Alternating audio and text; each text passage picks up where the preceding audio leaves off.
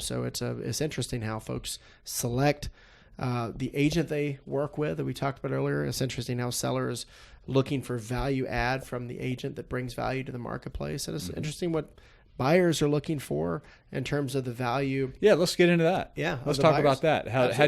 Mike, how do you bring value to buyer clients? What's like the first step in bringing value? I think the first step in bringing value to anyone we represent is the honest feedback. I'm not going to pull any punches. If I'm a seller and you need to paint, I'm going to tell you we need to paint. If you're a buyer and I see something sagging or I see, issues with property condition, you're going to help them identify. I'm going to identify those. Why they shouldn't buy a house in many cases. I've talked so many people out of buying that house because it just wasn't the right fit for them. Right. For a myriad of reasons. But the number one thing is making sure that we're their fiduciary and consultant through the process.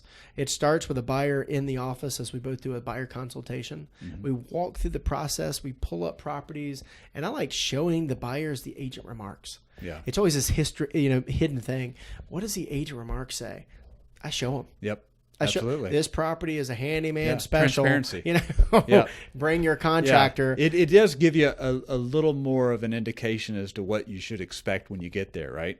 Absolutely. And in some cases, that might be a good reason to cross something off the list. Hands down. I mean, it's all about, it's a process of elimination, not a process of selection in terms of the buyer picking the home that they select.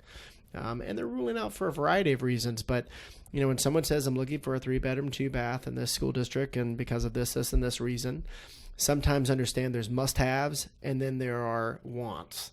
There's wants, and those wants can have some flex to it. Like the fenced yard, I might say, well, I can get a fence later. Sure. So I'm not going to rule out. That could certainly be added. Absolutely. Yeah, it's an easy be added one. down the road. Right. So helping buyers, as simple as that is, understand that our goal is to keep it with the funnel, get the funnel a little wider. Right. And then we start narrowing it down to pockets of areas or neighborhoods or that home. Yep. Because the interior components of that box, while it's important where you put the box. It's the amenities that service that box. It's the neighbors that you're buying into. People will enjoy their home more for the community than they will from the bricks and the mortar. Hands down. No question. Couldn't have said it better. Yeah. So obviously it's different for different people. It could be proximity to the interstate or the airport or uptown or recreation, right? Right. Or close. I helped some grandparents relocate in from California recently. Yeah. And they just wanted to be close to their grandchildren.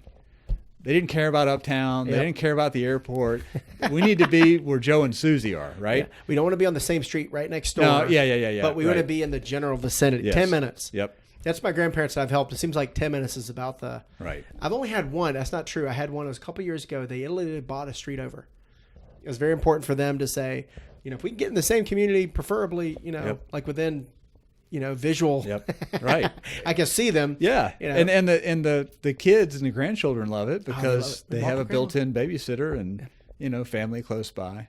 They can walk to grandma's house. So, and another sort of, let's not forget the fact that, you have all these people moving to Charlotte and, with coming into the holidays, not only is it a good time to sell, it's a good time to buy. Well, with interest rates being at all-time lows, we shouldn't forget the fact that plays into consideration why a seller might want to go ahead and put their home on the market, but that it might be a good idea for a buyer to go ahead and get into.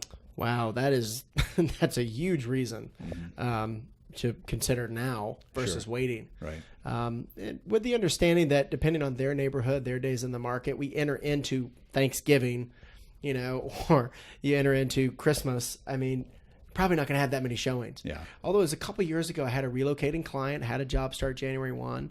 He hadn't found anything yet, and something fell apart with his prior contract. And on the day after Christmas, he's like, listen, man, I know it's the day after Christmas, but I need to get in a few properties. Right. People are looking. Sure. And a lot of people think, to your earlier point, that they're not. And case by case, individual circumstances, but there are people looking.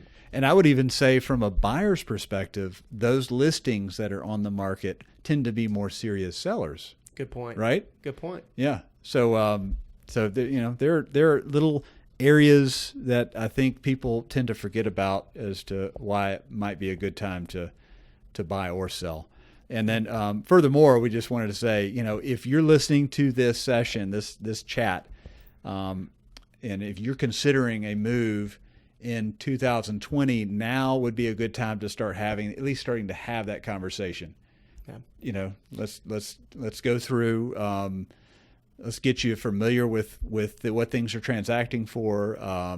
Get familiar with the competition, and let's just explore and start that conversation. Yeah, hands down. I mean, if you're looking to make a move in 2020, now's the time to start planning and preparing for that move. And the more information you have, the more you're going to be armed with when the right property does hit the market that you want to make the move for. And you maybe don't have a start date yet, or you don't have something in mind on the calendar as of yet. The more prepared you are, the easier it's going to be to make that transition. Absolutely. So I guess with that, we'll just go ahead and close out this session. How to maximize value. It's such a broad term, but I think we touched on a few. I think we did. Yeah, we could keep going, I'm sure, on this topic, but we'll just cut it here. So thank you so much for joining us. Absolutely. Thanks, Scott. Thanks, Mike. See you guys.